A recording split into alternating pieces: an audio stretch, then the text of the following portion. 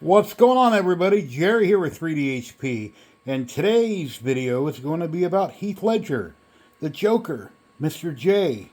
Well, this one is done in resin, 1/8 scale, but this one's done in FDM at 800% scale, and we'll get into it right after this.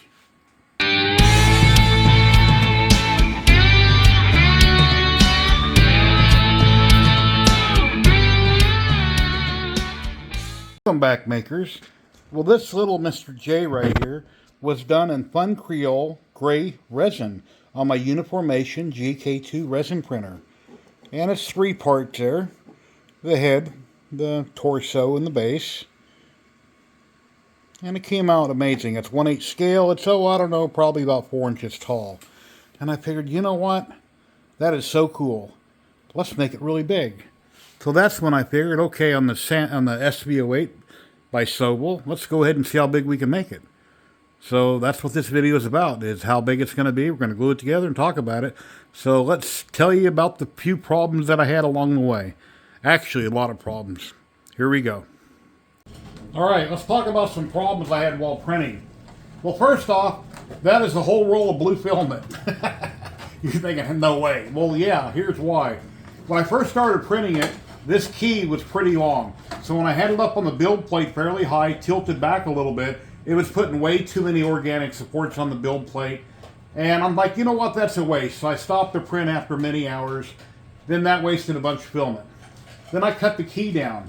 And when I cut the key down and started printing, I kept having problems twice with it screwing up and the supports failing organic in the center of the model before it ever got up here and started doing his neck and his face. And I finally went back and I looked at it on my computer in Orca Slicer, and I said, oh, wait a minute, I forgot to remove the broken key. The cut key. So once I cut it, it was up underneath the model. I dropped it down, I forgot to remove it. So it was trying to print inside itself, and it was screwing things up. So I finally cleared that up and stopped it. Now I'm about out of blue filament. Still got organic supports everywhere, and that was the rest of the blue. Then I changed it over to the red. I was going to have 5% infill throughout the whole thing, but since I was wasting so much filament, I'm like, you know what? I'm just going to use lightning infill, which is hollow. It just puts slivers here and there where it's needed to make it all work. So I use lightning infill.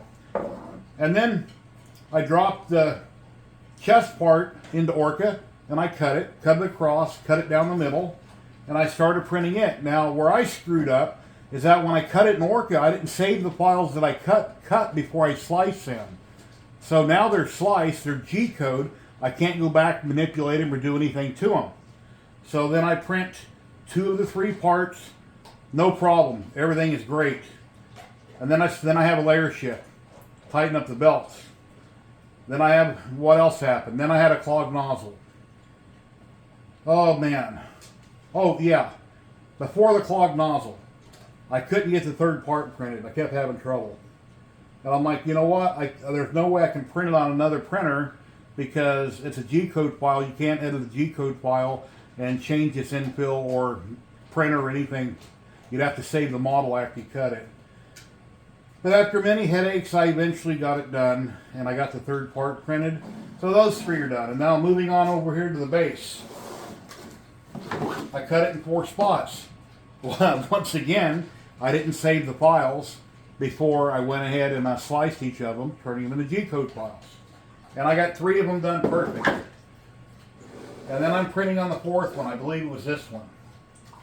And it keeps failing.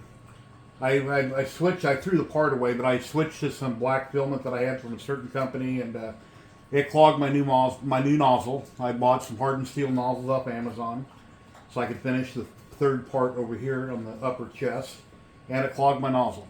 I couldn't clear it. Everything I tried, I couldn't clear it. So I put the 2nd new nozzle on. When I was doing that, somehow the little tiny ceramic heater on the hot end broke. I don't have another one from Sobel, but I do have a X1 carbon. So I checked out the X1 carbon's heater, and it looks the same. The wire's a little heavier, and the JST is larger. So I went ahead and cut it. I spliced it, wrapped it together, put heat shrink tape on it, and I started printing. I got a couple layers done, and it kept failing, kept having a heating error. And I went ahead and I PID tuned it a few times. Kept having the same trouble. Eventually, I took the ceramic heater off. I heated up the heat shrink tape, checked it, and one of my wires had broke. Because the wires inside those are fairly heavy, they're hard to wrap because they break very easy when you wrap them. So I soldered it and got it going.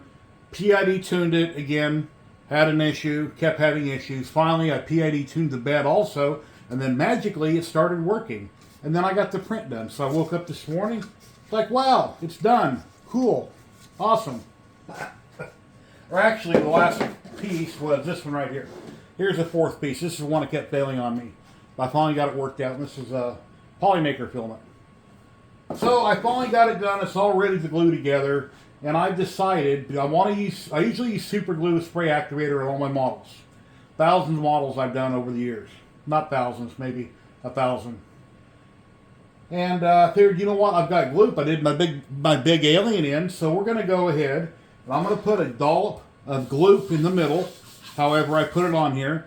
I'm going to put super glue around the perimeter, stick it together, hit it with activator, boom, now it's cured, 100% done. The glue will cure over a 24-hour period, making it all the stronger. So I think that's how I'm going to put it together. So without more talking and without further ado, let's go. Let's glue it.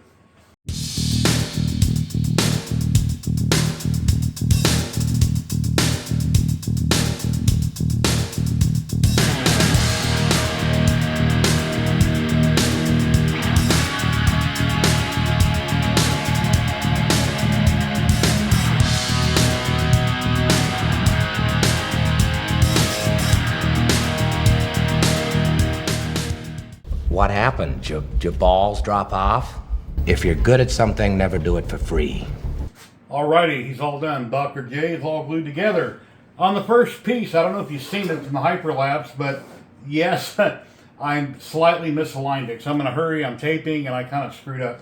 But right here on the front, on the curvature, on the bat wing, there's like a slight raise right there. I'll have to sand that out.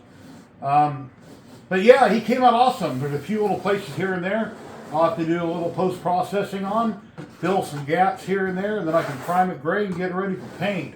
But that came out amazing. So, you know, SanixX3D.com.